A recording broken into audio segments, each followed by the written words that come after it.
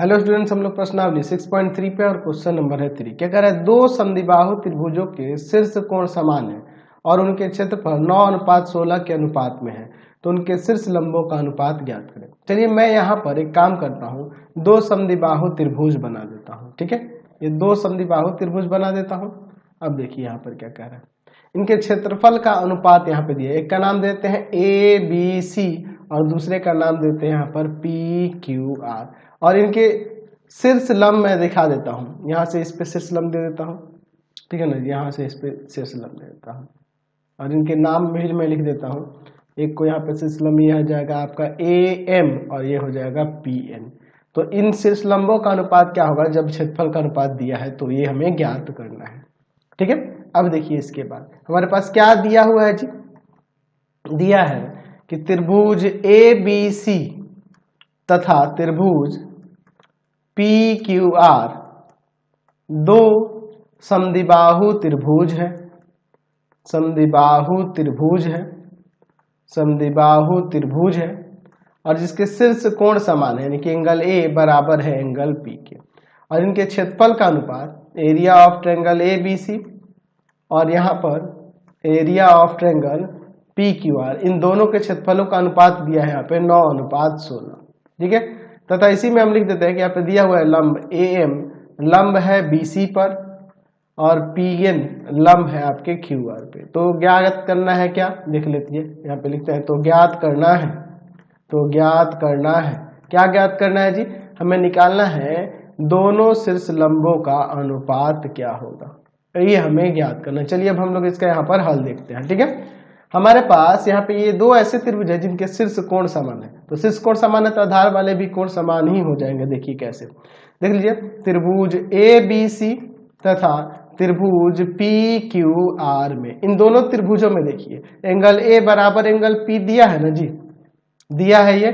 तो जब ये दिया हुआ है तो देखो ना, यहाँ से एंगल B बराबर में हो जाएगा एंगल Q, क्यों होगा ऐसे, और एंगल C बराबर भी हो जाएगा एंगल R। ऐसा क्यों होगा, क्यों होगा, क्योंकि देखो यहाँ पर अगर हम लोग देखें तो त्रिभुज ABC में एंगल A एंगल B और एंगल C तीनों का योग 180 होगा, और इस वाले में भी 180 होगा, इस वाले में भी एंगल P एंगल Q और एंगल R का सम भी 180 हो जाएगा। तो इन दोनों को इक्वेट करेंगे तो angle A plus angle B plus angle C बराबर में angle P plus angle Q plus angle R, ये ना होगा जी।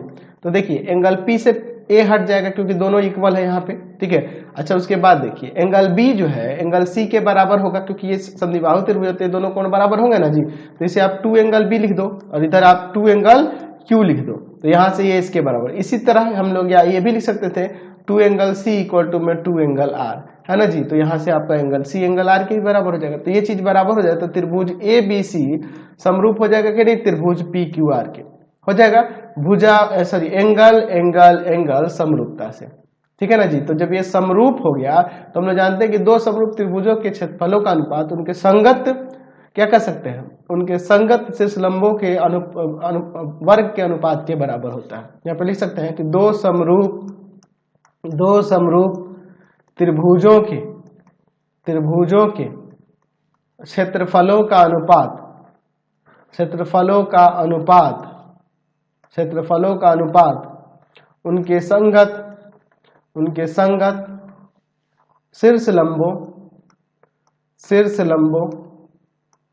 उनके संगत शीर्ष लंबों के वर्गों के अनुपात के बराबर होता है, ठीक है ना जी। चलिए अब इसके बाद देखते हैं हम लोग यहाँ पर, तो हम लोग लिख सकते हैं यहाँ पर कि त्रिभुज ABC और त्रिभुज PQR का यहाँ पे क्या लिख सकते हैं, ABC और त्रिभुज दूसरा है PQR, इनके क्षेत्रफल का अनुपात क्या हो जाएगा, इनके संगत शीर्ष लंब, एक का AM है और इसका है आपका PN, इन दोनों के वर्गों के अनुपात के बराबर। चलिए तो क्षेत्रफल का अनुपात आपके पास 9:16 दिया है, 9/16 लिख देते हैं, और इधर इसे AM बाई में PN का होल स्क्वायर कर सकते हैं। तो यहाँ पे हो जाएगा AM बाई PN का होल स्क्वायर इक्वल टू में यहाँ पर 3/4 का होल स्क्वायर, स्क्वायर से स्क्वायर हटा दो, तो यहाँ पर AM और PN का जो अनुपात हो जाएगा वह 3:4 हो जाएगा। समझ गए। समलंब चतुर्भुज दिया हुआ है ABCD में AB समांतर है DC और इसके विकर्ण परस्पर O बिंदु पर काटते हैं। यदि AB 2 गुना है DC तो प्रमाणित करें कि O दोनों विकर्णों का सम त्रिभाग का बिंदु है और एरिया ऑफ ट्रायंगल AOB और COD का अनुपात 4:1 होगा। चलिए तो पहले मैं एक समलंब चतुर्भुज यहाँ बना लेता हूँ, ध्यान से देखिएगा। मैं यहाँ पे पहले एक समलंब बना लेता हूँ, ठीक है। यहाँ पर मैं एक समलंब बना लेता हूँ, इसका नाम देते हैं यहाँ पर ABCD। ये आपका समलंब हो गया। इसके विकर्ण देख लेते हैं। ये विकर्ण एक दूसरे को प्रतिच्छेद कर रहे हैं यहाँ पर, एक दूसरे को बिंदु O पर। ये दिया हुआ है हमारे पास, ठीक है। अच्छा, यहाँ पे दिख रहा है ना कि AB समांतर है DC के और AB 2 गुना भी है DC के, ऐसा लग रहा है, इससे बड़ा है ना जी। चलिए तो क्या दिया है और क्या ज्ञात करना हम लोग यहाँ लिखते हैं। दिया है समलंब चतुर्भुज ABCD में AB समांतर है DC के, AB समांतर है DC के और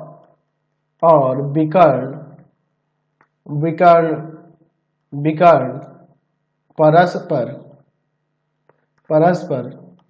बिंदु O पर काटते हैं। विकर्ण परस्पर बिंदु O पर काटते हैं और AB जो है ना 2 गुना है DC का, ठीक है। तो सिद्ध करना है। क्या सिद्ध करना है जी? पहला कह रहा है कि O जो है ना दोनों विकर्णों का समत्रिभाग बिंदु है, समत्रिभाग का बिंदु है। अच्छा, और दूसरा में क्या दिखाना है? दूसरा एरिया ऑफ ट्रायंगल AOB और एरिया ऑफ ट्रायंगल COD, इन दोनों का क्षेत्रफल का अनुपात जो है 4:1 होगा। चलिए अब इसके बाद हम लोग इसका आगे यहाँ पर प्रमाण देखते हैं, ठीक है। प्रमाण में देखिए, पहले के लिए हम लोग चलते हैं। हम लोग एक काम करते हैं, ये दोनों त्रिभुजों को समरूप करते हैं। यहाँ पे त्रिभुज AOB तथा त्रिभुज COD, इन दोनों त्रिभुजों में देखिए, यहाँ पर हम लोग लिख सकते हैं कि एंगल OAB इक्वल टू में OAB, ये वाला किसके? इसके इक्वल हो जाएगा कि नहीं? एंगल OCD के, है ना, एकांतर अंतःकोण से, क्योंकि ये भी समांतर है DC के, इसलिए एकांतर अंतःकोण के ये युग्म बराबर होंगे। दूसरा हम लोग ले लेते हैं कि एंगल AOB बराबर में एंगल COD। ये देखो, ये वाला एंगल जो होगा इस वाले एंगल के बराबर होगा, शीर्षाभिमुख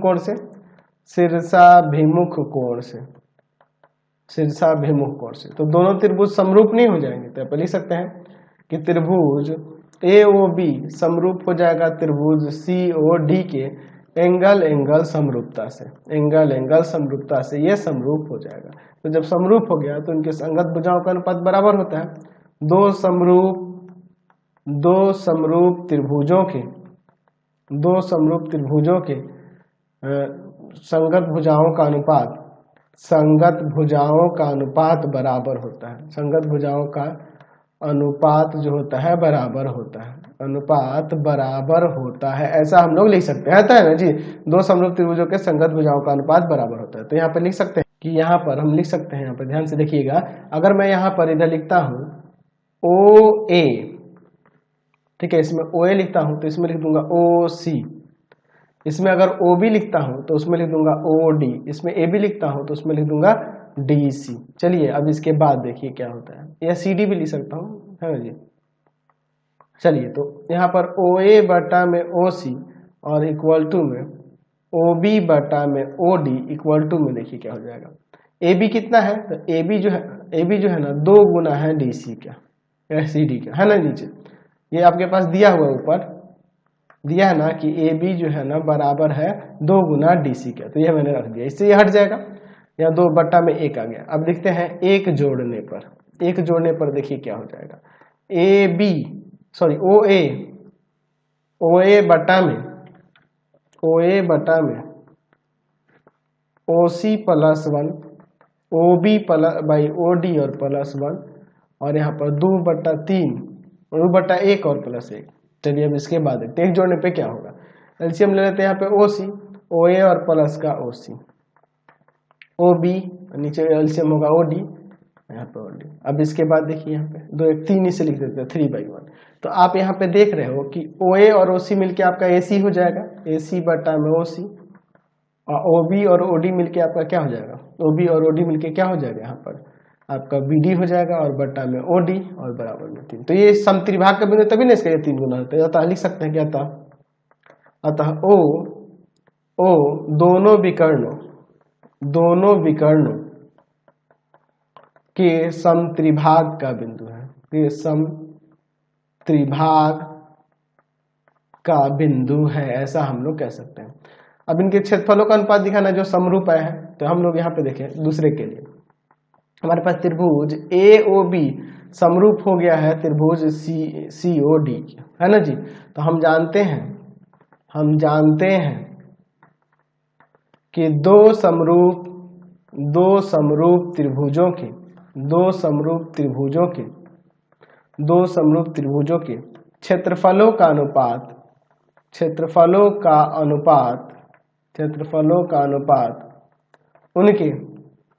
उनके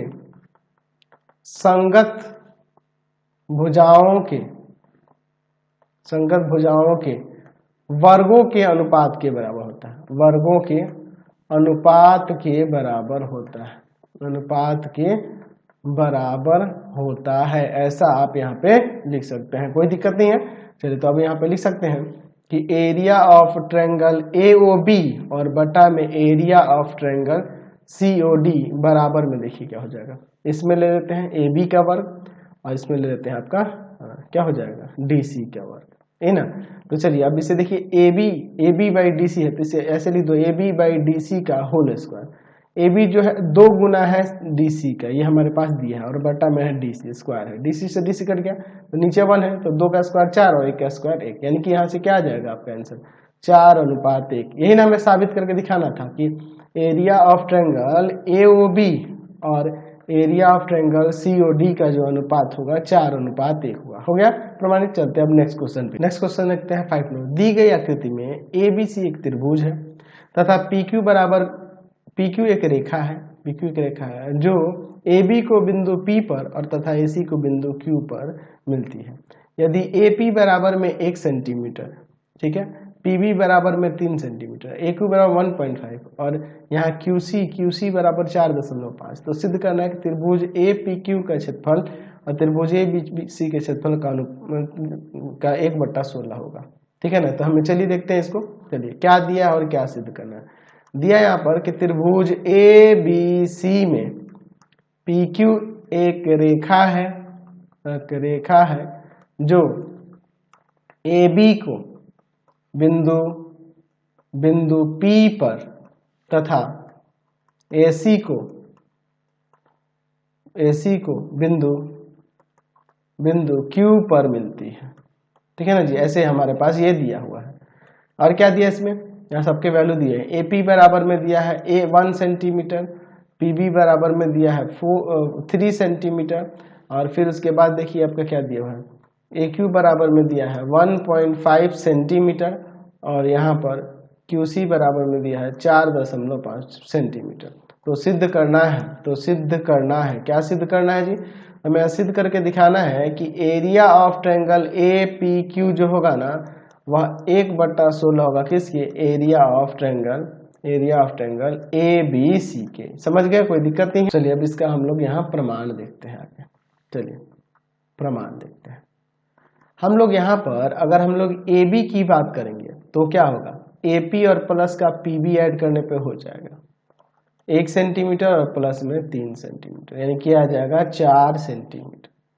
AC बराबर में देखिए AQ में QC जोड़ने से हो जाएगा, ठीक है, यानी कि 1.5 सेंटीमीटर और प्लस में 4.5 सेंटीमीटर, 6 सेंटीमीटर आ जाएगा। तो चलिए अब देखते हैं यहाँ पर क्या हो जाएगा, AP बाई में AB क्या हो जाएगा, यहाँ पे 1 सेंटीमीटर और बाई में ये 4 सेंटीमीटर, तो 1/4 आ जाएगा। फिर अगर हम लोग AQ और बाई में AC निकालें तो क्या आ जाएगा, 1.5 सेंटीमीटर और बटा में 6 सेंटीमीटर, कट जाएगा, ये भी 1/4 आ जाएगा। तो दोनों कंडीशन में सेम आ रहा है। यहाँ पर AP बटा में AB बराबर में AQ बटा में AC, ये आ जा रहा अनुपात बराबर 1/4। तो जब ये अनुपात बराबर है इसका मतलब कि यहाँ से ये जो PQ है समांतर हो जाएगा BC के थेल्स प्रमेय से, है ना जी। अनुपात बराबर होना चाहिए, थेल्स प्रमेय से समांतर हो जाएगा। जब समांतर हो जाएगा तो त्रिभुज को समरूप करना बहुत आसान हो जाएगा। तब चलते हैं यहाँ पर त्रिभुज APQ और तथा दूसरा वाला त्रिभुज ले लेते हैं यहाँ पर ABC। इन दोनों त्रिभुजों में हम लोग देखते हैं क्या हो जाएगा। इसमें एंगल A है, इसमें भी एंगल A है, उभयनिष्ठ है ये, एक तो उभयनिष्ठ हो गया। चलिए दूसरी बात करते हैं, यहाँ पर दूसरा हो जाएगा एंगल APQ इक्वल टू में एंगल ABC, है ना। ये संगत कोण के युग्म है, ये बराबर हो जाएंगे, समांतर है ना, इसलिए PQ समांतर है BC, इसलिए संगत कोण के युग्म बराबर है। तो त्रिभुज APQ यहाँ से समरूप हो जाएगा त्रिभुज ABC के, ठीक है ना जी। चलिए तो कैसे होगा समरूप, तो यहाँ पे लिख सकते हैं एंगल एंगल समरूपता से, एंगल एंगल समरूपता। तो जब समरूप हो गया तो इनके संगत भुजाओं का अनुपात बराबर होगा, और ये भी हम लोग कह सकते हैं कि इनके क्षेत्रफलों का अनुपात इनके संगत भुजाओं के अनुपात के वर्ग के बराबर होता है ना। तो हम लोग इसी स्टेटमेंट का यूज करते हैं, यहाँ लिख सकते हैं कि दो समरूप त्रिभुजों के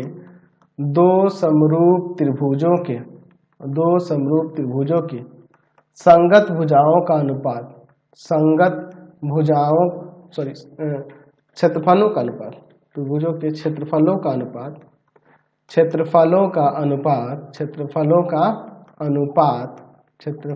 अनुपात उनके संगत भुजाओं के वर्गों के अनुपात के बराबर होता है, वर्गों के अनुपात के बराबर होता है, ऐसा हम लोग लिख सकते हैं। तो यहाँ से हम लिख सकते हैं कि एरिया ऑफ ट्रायंगल APQ और बटा में area of triangle ABC equal to में क्या हो जाएगा। तो इसका ले लेते हैं AP, तो इसका लेना होगा AB, इस त्रिभुज का AP, तो इस बड़े वाले त्रिभुज का इनका वर्ग कर देता हूँ। तो आप इसे ऐसे भी तो लिख सकते हैं AP बटा में AB का होल स्क्वायर, ठीक है ना जी। तो इसका वैल्यू AP बाई AB 1/4 है, स्क्वायर है तो स्क्वायर देते हैं। तो अब देखिए यहाँ पर क्या हो जाएगा, एरिया ऑफ ट्रायंगल APQ और बटा में area of triangle ABC equal to में 1/16। तो यहाँ से आप देखिए क्या आ जाएगा, area of triangle APQ equal to में 1/16 हो जाएगा एरिया ऑफ ट्रायंगल ABC का। यही ना प्रमाणित करना था, हमने प्रमाणित करके दिखा दिया। चलते हैं अब नेक्स्ट क्वेश्चन पे। क्वेश्चन नंबर 6 देखिए क्या कह रहा है। त्रिभुज ABC में एंगल A 90 है और AD लंब है BC पर। यदि BC बराबर 13 सेंटीमीटर, AC बराबर 5 सेंटीमीटर, तो त्रिभुज ABC और ADC के क्षेत्रफलों का अनुपात क्या होगा। चलिए मैं यहाँ पर एक समकोण त्रिभुज ले लेता हूँ जिसमें एंगल A जो है 90 दिया है, एंगल A हो गया, इधर B इधर C देते हैं। अब क्या कह रहा है कि यहाँ पर A से BC पर लंब खींचना है, इस तरह से कुछ, ठीक है। AD लंब है BC पर। यदि BC बराबर में 13 सेंटीमीटर, BC ये पूरा 13 सेंटीमीटर है, AC बराबर में 5 सेंटीमीटर, तो हमें त्रिभुज ABC और ADC, देखिए ABC यानी बड़े वाला और ADC यानी कि इन दोनों के क्षेत्रफलों का अनुपात बताना है, ठीक है। तो चलिए हम लोग क्या दिया है और क्या ज्ञात करना है इसको लिख लेते हैं। दिया है कि त्रिभुज ABC में एंगल A बराबर में है 90 डिग्री, AD लंब है BC पर, AD लंब है BC पर, BC बराबर में 13 सेंटीमीटर, AC बराबर में 5 सेंटीमीटर। तो ज्ञात करना है, क्या ज्ञात करना है जी। तो हमें ट्रायंगल ABC और ट्रायंगल ADC के क्षेत्रफलों का अनुपात निकालना है, ठीक है। इन दोनों के क्षेत्रफलों का अनुपात हमें चाहिए, क्या होगा, ABC और ADC का। चलिए देखते हैं इसका यहाँ पर हल, समझ रहा ना। चलिए तो हम लोग यहाँ लिख सकते हैं, यहाँ देखिए क्या है, एंगल A बराबर में है 90 त्रिभुज ABC में, देखिए अच्छा एंगल A बराबर 90 है और AD लंब हमने खींचा है BC पर। तो हम लोग एक प्रमेय पढ़े हुए हैं, पीछे की वीडियोज में हमने देखा था प्रमेय में कि एक समकोण त्रिभुज के समकोण वाले शीर्ष से जब कर्ण पे लंब डाला जाता है तो इस प्रकार बने जो त्रिभुज होते हैं वो संपूर्ण त्रिभुज के समरूप हो जाते हैं और परस्पर भी समरूप होते हैं। तो हम लोग लिख सकते हैं कि हम जानते हैं, है ना, हमें इसी तरह से समरूप करके दिखाना नहीं पड़ेगा, हमारे स्टेटमेंट से ही हो जाएगा। यदि समकोण त्रिभुज के समकोण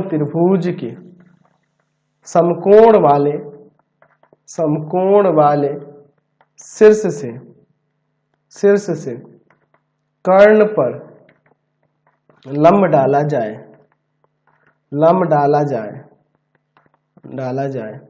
तो तो लंब रेखा के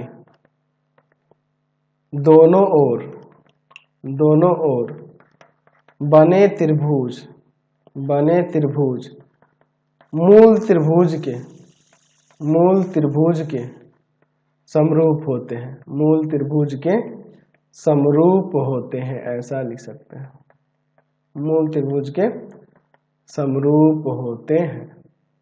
ठीक है ना जी, मूल त्रिभुज यानी कि पूरे त्रिभुज के समरूप होते हैं। तो यहाँ पर लिख सकते हैं कि त्रिभुज ए बी सी, अगर इस तरह से नाम देते हो तो दूसरा वाला त्रिभुज कौन होगा? देखो ए बी सी लिए हैं, समझिए इसमें हमें ये वाला त्रिभुज चाहिए ना, तो देखिए अब इसमें शीर्ष को समझना होगा। पहले हमने यहाँ पे समकोण वाला लिया है, ठीक है, तो इसमें भी समकोण वाला ये ले लेंगे। दूसरा, अब देखो ये वाला कोण है ना, हम लोग जब इसको साबित करेंगे तो ये इस कोण के बराबर आएगा, तो दूसरा शीर्ष डी के बाद कौन लेंगे? यहाँ पर ए ले लेंगे और फिर सी लेंगे, क्योंकि इसमें भी उसी तरह से चलेंगे ए बी सी, तो इसलिए इसमें डी ए सी हो जाएगा, है ना जी। त्रिभुज क्या हो जाएगा? डी ए सी, ये समरूप हो जाएंगे, है ना जी। चलिए, तो जब समरूप हो गए तो अब हम लोग क्या लिख सकते हैं जी? ये दोनों त्रिभुज समरूप हो गए तो हम लोग क्या लिख सकते हैं कि दो समरूप त्रिभुजों के क्षेत्रफलों का अनुपात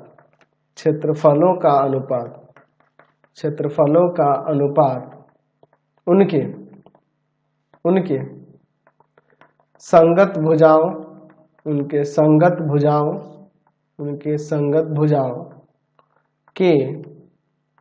भुजाओं के वर्गों के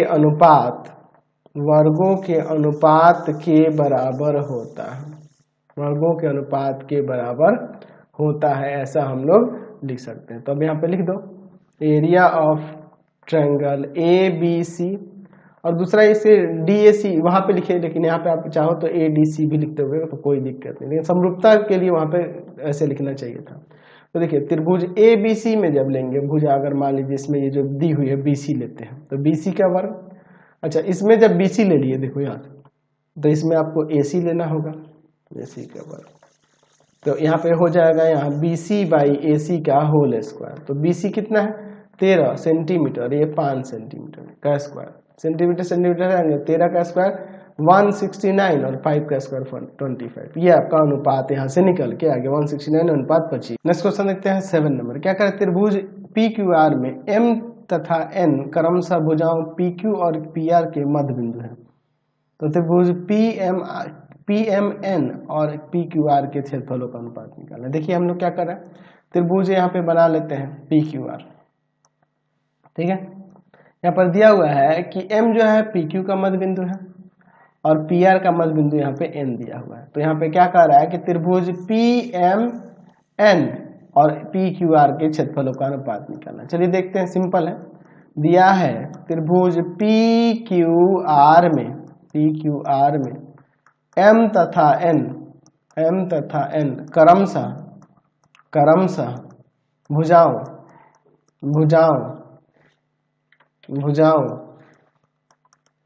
पी क्यू तथा पी आर के मध्य बिंदु हैं, ठीक है, ये दिया हुआ है। तो ज्ञात करना है, क्या ज्ञात करना है हमें? Area of triangle P M N और बटा में area of triangle P Q R, इसका अनुपात ज्ञात करना है, ठीक है ना जी, इसका अनुपात ज्ञात करना है। चलिए अब हम लोग इसका यहाँ पे हल देखते हैं, ठीक है। अब देखिए यहाँ पर दिया हुआ है यहाँ पर कि चूंकि m तथा n क्रमशः भुजाओं पी क्यू तथा पी आर के मध्य बिंदु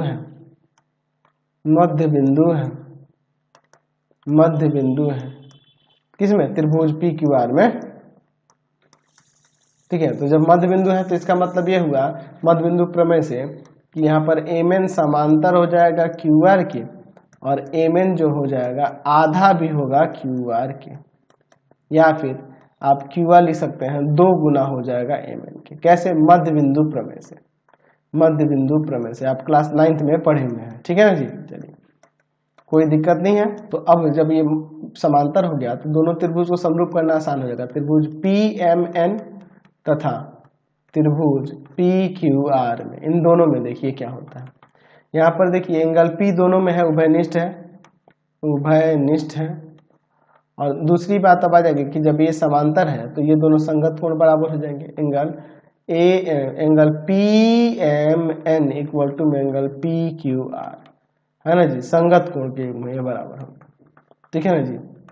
तो यहां से अब क्या हो जाएगा आपका त्रिभुज PMN समरूप हो जाएगा त्रिभुज PQR के एंगल समरूपता से, एंगल समरूपता से, ठीक है ना। जब समरूप हो जाएगा तो हम लिख सकते हैं कि दो समरूप त्रिभुजों के संगत, दो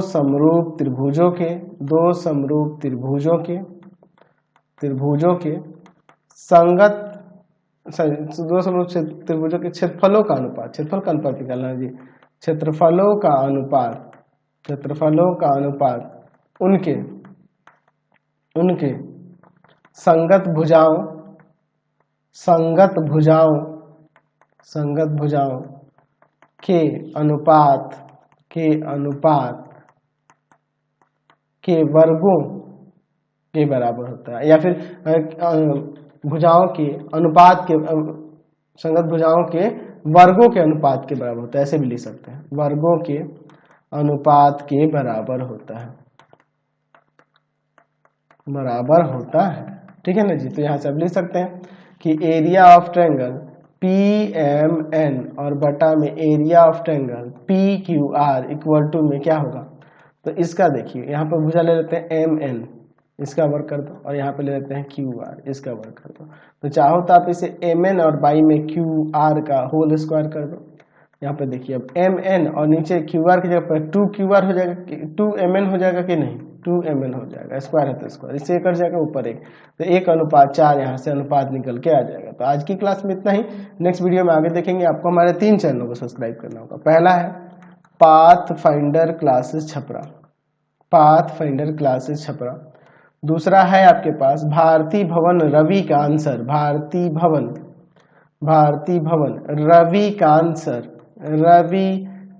सर, और तीसरा चैनल है Ravikant sir RD Sharma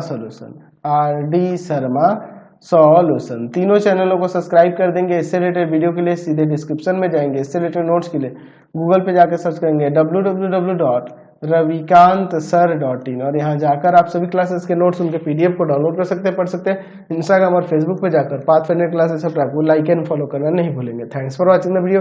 comment करके जरूर बताएं कि हमारे चैनल की वीडियोज आप सभी को कैसे लगते हैं। Thanks for watching.